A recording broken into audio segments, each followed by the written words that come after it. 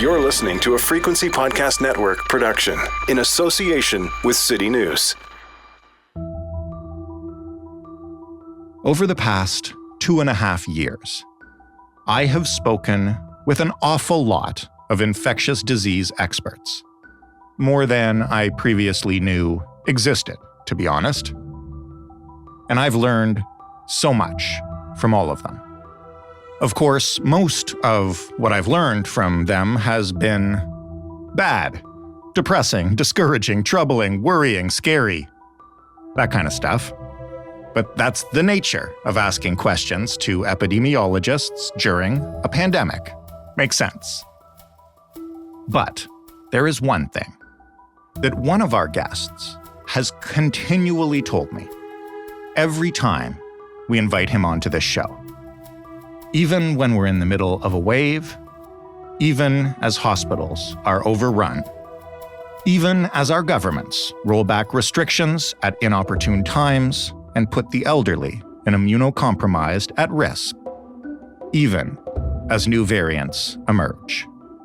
And what he's said every time is this: pandemics end. That's what they all do, eventually. We just need to hold on, and we'll get there. So today, I'm going to ask him, as case numbers and death rates fall daily almost everywhere in the world, is the COVID-19 pandemic really, finally, ending? If so, what comes next? Oh, and how worried should we be about monkeypox? I'm Jordan Heath Rawlings. This is The Big Story. Dr. David Fisman is an epidemiologist at the Dalla Lana School of Public Health at the University of Toronto. He has been our most trusted, most frequent guest during this entire pandemic. He and his dog, if you listen carefully, join us today. Hello, Dr. Fisman. Hello. At several dark moments when we had you on the show over the past couple of years, at the beginning of waves or the emergence of new variants, you said one thing that I always clung to, which is that pandemics end eventually. So I want to ask you now, are we in the end stages of this COVID-19 pandemic? I think we pretty clearly are. Pandemics are, and I think I may have used this metaphor previously, pandemics are like forest fires in that they're victims of their own success because they burn up all the fuel. For a pandemic, the fuel that drives it is having a lot of susceptible people who have never experienced that infection before. It's a new infectious disease. What we have now globally is a lot of the population, the majority of the globe's population now likely has immune experience with SARS coronavirus 2, either via vaccination, via infection, or via both. Since the emergence of the Omicron subvariants, there's a group of them, which was really last fall, kind of November 2021 was when things really started taking off. The rate at which people have become infected has just been astonishing. I did some back of the envelope math on kids in the US, where the CDC has some serology estimates, so you can look at how serology in kids has changed over time. And infection in kids was happening about 7 times faster after Omicron emerged than before. It's not just the variant. Obviously, there have been changes in policy, and different places have stopped, I think, working as hard to try to contain infection, and that's also sped its spread. But where you see this really manifest is in daily deaths globally. For about a 2-year period from, I guess, March 2020 until 3-4 weeks ago, the world was sort of chugging along somewhere between 7,000 and up to 15,000 deaths a day, counted deaths a day. Those are undercounts. We know that true COVID deaths are probably around 3 times higher than that on average. So, that's somewhere between 20 and 50,000 people dying of this globally a day. Over the last few weeks, that's just fallen and fallen and fallen and continues to fall. And so what you see now is we're down around, the moving average is around 1,000 deaths a day. Wow. So much, much lower level of fatality. Now, what this is going to transition to is just as influenza did in 1919 and 1920, it's going to go away. I think we have probably a pretty good summer coming, for example, in Canada and much of the Northern Hemisphere. But I think we probably are going to see this emerge as a new, basically, flu season pathogen. And it's a bad bug. So we're going to transition from pandemic, which has, been this weird, highly disruptive 2 years that we've lived through, to a situation where we have a new bug. We basically have SARS in the wintertime, and that's now normal. So that's not, I mean, if you want to pop the champagne over that statement, go ahead. I don't think that's necessarily great news, knowing what a much less virulent pathogen like influenza does to our healthcare system every winter. This is going to be a challenge for the foreseeable future. So that's not great news. But in terms of, as I've said before, pandemic qua pandemic, I think that is ending or maybe is over. And I don't think there's a hard and fast, bright line that you cross where suddenly it's not a pandemic anymore, but we're clearly transitioning from pandemic to no longer pandemic. I was going to ask that question. Is there, I mean, I know there's probably not a brightly painted line, but are there conditions at which, I guess the WHO, who was the body that declared this a pandemic, will put out a press release or hold a press conference or issue a statement saying, okay, no longer a pandemic? And how do they determine that? Yeah, so the WHO, I don't think they declare it a pandemic. I think they declare it a public health emergency of international concern is the lingo. And it still is that. And I don't know at what point they reverse that and say, it's no longer an emergency. I think that's coming. I don't know what the process would look like inside that institution. I think what you probably have going on now is we're moving into Northern Hemisphere summer. And what you can see is that some countries in the Southern Hemisphere are having this take off now. Australia's got a lot more cases than they've had. I believe Argentina has a lot. Some African countries are sort of reporting sharp increases. So I think it would probably be problematic for them to say, well, the pandemic's over in the Northern Hemisphere, so it's not a pandemic anymore. Right. Even if that's actually, the Southern Hemisphere telling us what future flu seasons are going to look like. But in terms of a pandemic, what a pandemic is it's simultaneous epidemics in many places, and you kind of don't have that anymore certainly in the Northern Hemisphere. And as I say, the Southern Hemisphere, this may just be what flu season looks like now. So I think it is ending for all practical purposes. When you talk about it becoming a more seasonal virus or seeing seasonal waves, is that what endemic means? And I want to ask this because this is a term that I've heard a lot, not just from people who really, really want to get out of this pandemic and get back to normal, but also from people who have followed all the rules and gotten all the shots and now kind of see the time for lockdowns and any public health restrictions as over. But endemicity, unless I'm wrong, has a specific meaning, right? And what is it, and are we there yet? I mean, endemicity sort of just means it's of the place. And it's got roots in kind of colonialism, where a lot of our public health institutions have roots in kind of the colonial enterprise in the 19th century. Things like London School of Hygiene and Liverpool School of Hygiene, were built as institutions to support empire. Right. Because one of the big challenges to the British or French or what have you imperialist enterprise was disease. You go to places and the colonizers die of disease and you have to send more or what have you. Yeah. So, there's a tremendous amount of work that went on around diseases like malaria, diseases like plague in the late 19th century because they were important to empire. And I think the terminology endemic sort of just meant that, in that place, there's this disease that's of that place. It's there. So endemic doesn't talk about, what's the burden of that disease. I mean, we can talk about childhood diarrheal disease globally as endemic.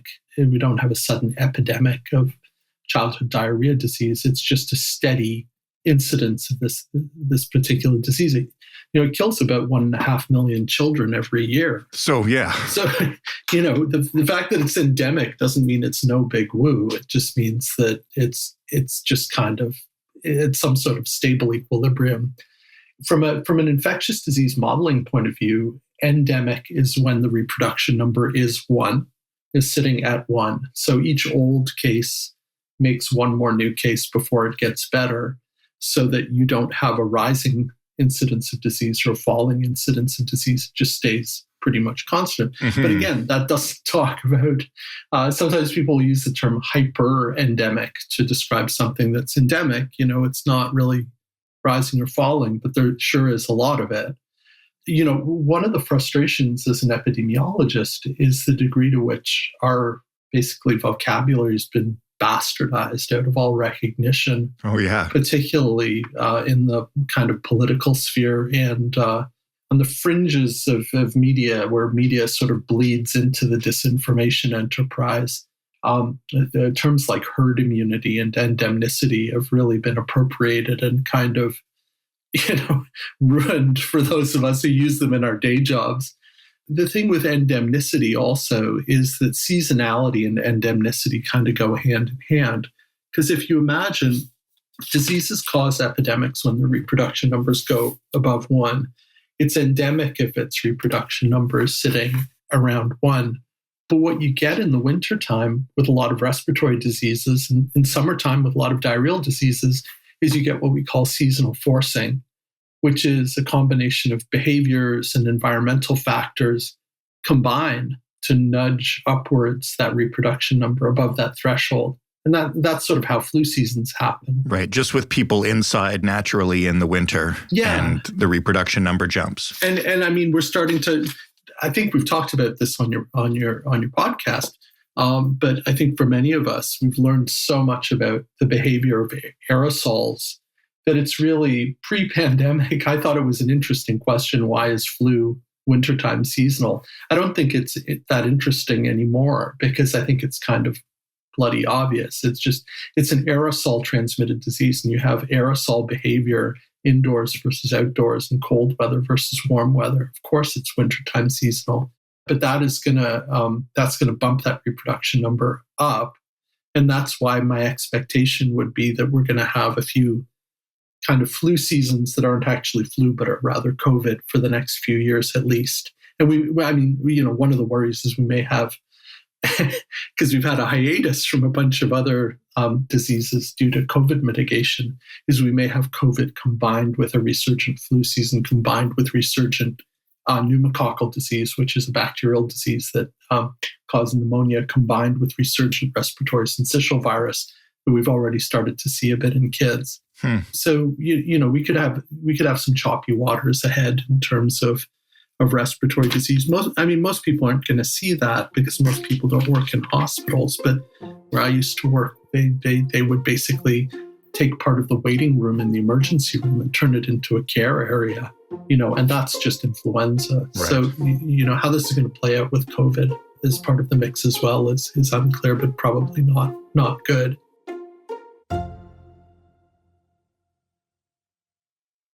Well, we've talked a few times now on this show about COVID variants and how they form and how vaccine inequity can contribute to making them. I guess what I want to know looking forward is what should we be on the lookout for in terms of these variants? Is there still the possibility of, a brand new super variant emerges, God knows where, and, can set us significantly back in terms of all our progress so far? Or will we continue to see, you mentioned the Omicron variants, subsets of variants, BA2, BA4, BA6, that will be roughly the same and perform the way the ones we've seen so far have? Like, what's the concern there? Yes. So one of the interesting things about infectious disease epidemiology is you're talking about at least two populations. You're talking about the population of hosts, us, for human infectious diseases, and you're also talking about the population of microbes. And, for some infectious diseases, you're also talking about the population of reservoir animals or insect vectors or what have you. But here, let's just focus on, the humans and the viruses. The viruses aren't static. They change and they evolve. RNA viruses are, SARS-CoV-2 viruses are good at recombining, and you've already seen that. There's an XE variant, which is, this Frankenstein variant that's part Omicron and part Delta. It's got, bits of both. That's what viruses do. And RNA viruses make mistakes also as they replicate. So they're very mutation prone. I still haven't seen a good explanation of where Omicron came from. Omicron remains pretty mysterious to me. Most of the other emergence of variants through the course of the pandemic looked very much like what you'd expect from infectious diseases. The Omicron stuff is weird. The hypotheses out there are, did it go into an immune-compromised person who carried it for a while and it had all these mutations? Right. Did it go... There's another hypothesis that, it, went down into a sewer and rats passed it around and then it came back into human populations. I don't think we have any idea. And the Omicron stuff was pretty weird, sort of a black swan embedded within a black swan. So, is that going to happen again? I have no idea. I think you will, though, see these things continue to evolve. Omicron's interesting because Delta was already highly, highly, highly infectious. So the room to grow with Omicron has really been on immune evasion. And you do see some of that people, prior infection and also vaccination against pre-Omicron strains became less protective with Omicron. So, those are basically the two things the virus has to work with. It can increase how infective it is. And I don't think it can, these things are already so infectious. I don't think there's much room to grow there. And then it can also work on immune evasion, which seems to be the frontier. So we'll be doing probably with SARS-2 what we do with influenza, which is the vaccine gets changed up. I'm not sure what the progress is on Omicron-specific vaccines, but I think you'll start to see those emerge over the next year. I'm really glad to hear that as much as we may be in for a rough ride, that it seems that the global case rate and the global death rate is petering out. I want to ask you now, I swear I'm not trying to scare anyone here or bring us back to 2 plus years ago when we had these conversations, but just as we seem to be hitting the end of this pandemic, or at least a summer lull, everyone is freaking out about monkeypox. And I just want to ask, how worried should we be? I know there's a bit of a stigma attached to this disease. Maybe you could just tell us what we need to know. So I think, and I'm chastened because 2 years ago we talked about this weird disease in a seafood market in Wuhan, China. And my comment was that I don't think you should be very worried because I think it'll be contained in China. And, here we are 2 years later, and I was obviously exuberantly wrong about that. So, caveat emptor. I think what you're seeing with monkeypox is a couple things. One is, to backtrack to the colonialism comments I made earlier, we do have this issue globally that a lot of diseases are not a big deal until they get into rich countries. And then all of a sudden they're front page news. Mm-hmm. So monkeypox is a pox virus. It's a smallpox relative. Smallpox is eradicated. That means it's an extinct virus in nature. It exists in labs. But when smallpox was eradicated, was made extinct by vaccination, people stopped vaccinating against smallpox. So you have this related virus that's been able to no longer has competition from smallpox because there's cross immunity and is no longer being vaccinated against. So, you've had this resurgence over the last 20 years in monkeypox. And it's also caused some outbreaks, sporadic cases and also outbreaks in North America. About 10 years ago, there was an outbreak in the U.S. Midwest associated with, I think it was pet Gambian rats. Kids were getting monkeypox infected pets because the rats were being transported across with monkeys, and the rats had, gotten monkeypox and transmitted it among themselves. And then kids who bought these rats as pets were getting monkeypox. So, it's been around. What you seem to see here is, and I want to sort of choose my words carefully here, because there's enough nonsense and stigmatization already without us, adding fuel to the fire. For sure. But what you do seem to see with monkeypox is I think we're globally at around 200 recognized cases. The overwhelming majority of those seem to have very distinctive epidemiology, do seem to be associated with kind of basically the sex party scene. And people have sort of said, well, all these people weren't at simultaneous sex parties in all these different countries. Well, no, but we've seen this before with other things that have moved through networks where folks travel to enjoy themselves and go, have fun in one locale and then come back and have fun in another locale. So that it's definitely, speaking as a former sexually transmitted infections clinic director 20 years ago, this is familiar epidemiology. What's unfamiliar is we haven't really seen this with monkeypox, or we haven't seen this with monkeypox. But the epidemiology of this, we've seen exactly the same epidemiology with other bugs. Now, monkeypox, of course, does have a lung phase to it. It's a systemic infection. And so we'll get into the same stuff as we've had with COVID around it. A lot of the transmission to date has been sexual, but if people are sick with a virus that affects their lungs as well, we breathe these tiny particles, these aerosols that can be full of virus. So you do have the potential for non-sexual transmission.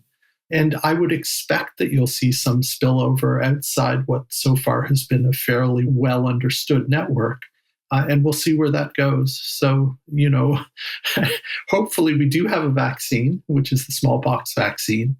The countries that are reacting to this right now, I think, are high-income countries that have abundant access to those vaccines. And it should be possible to stop this in its tracks. I think in terms of the bigger picture, and again, I say this as someone, I don't think monkeypox is our next pandemic. I think it's important for people to understand that the upstream drivers of COVID and of monkeypox are also upstream drivers of lots of other things. And we can't be playing whack-a-mole with dangerous viruses in a globally connected world that's being subjected to intense environmental degradation. Like, we are creating the conditions for these things to emerge, and then we're flipping out every time they emerge. Well, there's a list, and I think we've talked about this before. There's a list of about 10 priority pathogens that the WHO has flagged that have pandemic potential and for which we have no vaccine. Right? So we need to start thinking a little bit more strategically about this. Is this the world? Is the world we want to live in? A world where we kind of have a red alert because of a new plague every 4 or 5 months? I wouldn't think so. I mean, it's annoying and stressful, to say nothing of the fact that it kills people. But if we don't want this to be our reality, we really need to start thinking upstream about what the drivers are of emerging infectious diseases. These are all the threats are zoonotic. That means they're all animal viruses that jump to humans, whether it's SARS-CoV-2 or monkeypox or Lassa fever or Crimean Congo hemorrhagic fever, Rift Valley fever, Marburg virus, avian influenza, which we now have in the eastern seaboard of Canada and I guess in Ontario too. These are all happening at human-animal interface, and they're all happening for the same reasons. We have climate change, environmental change, food production, habitat loss, migration of human populations. Those are the drivers. So being frustrated that novel infectious diseases keep emerging when we are the species that's creating the conditions for that to happen all the time, it does make sense to be upset with viruses. It's like sitting by a campfire and being annoyed that sparks are flying off the campfire and saying, gosh, I wish we could do something about these sparks. Well, the sparks are coming because you've got a campfire. And as long as the campfire is roaring away, you're going to get more and more sparks. And I think the unfortunate thing for us, globally, is we are the campfire. It's humans. It's not, it's not the animals. It's what we do to the animals and the wilderness areas and the environment and what we're doing in labs and so forth. We're the campfire. We're making the sparks. Mm-hmm. So, you know, at some point we might have to get serious about that. But frustratingly for me, I feel like the major lesson I've learned from this pandemic, living in an affluent country that has a lot of infrastructure and tools, and which I thought, you know, had a pretty decent commitment to doing the right thing. So something I've learned during this pandemic is, you know, don't count on goodness saving you. Don't count on rational action and foresightedness saving you. Human beings just don't seem to be capable of acting collectively in the face of predictable threats to mitigate the threats before they're actually upon us. We seem to be an incredibly reactive species.